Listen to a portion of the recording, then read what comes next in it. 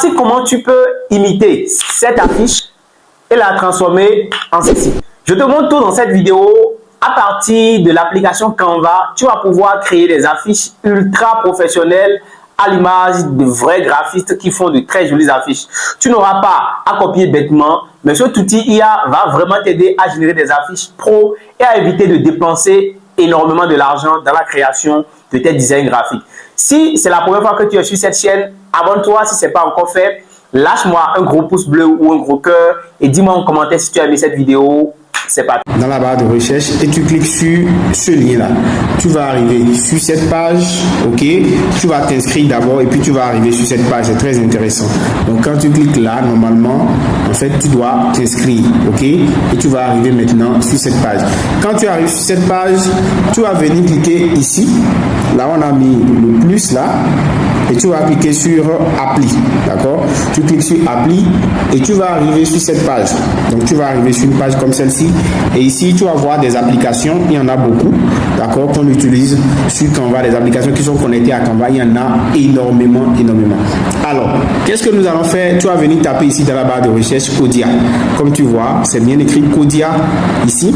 Donc tu cliques sur Codia et puis tu vas cliquer sur Codia iDesign, d'accord. Tu cliques sur Codia iDesign et ça va te rediriger vers cette page. Tu vas cliquer sur Codia iDesign encore ici. C'est cet outil-là que nous allons utiliser.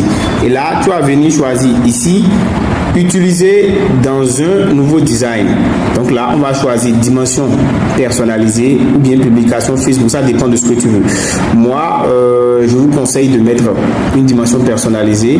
Moi, j'aime le format carré pour les affiches de Facebook. Donc, je mets 1080 pixels et je fais créer un nouveau design.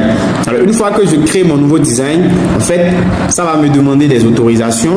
Je vais les lui accorder directement pour pouvoir utiliser cet outil-là. L'outil va me permettre de modifier directement, d'accord, de modifier directement mon affiche. Moi, j'avais déjà fait ça une fois sur mon ordinateur, c'est pourquoi ça ne me demande pas. Donc, vous allez devoir autoriser et là, vous allez importer maintenant votre affiche que vous voulez utiliser. D'accord? Moi, je vais cliquer là. Je prends mon affiche que j'ai déjà préparée. Je l'importe.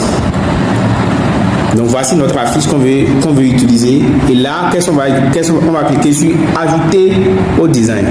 Donc lui, il va scanner directement tout ça et me permettre de pouvoir le modifier. Vous voyez, c'est vraiment très intéressant. Par exemple, tirer, réajuster comme ceci. Si c'est un format carré, donc pour réajuster tout le texte. Et maintenant, vous redimensionnez.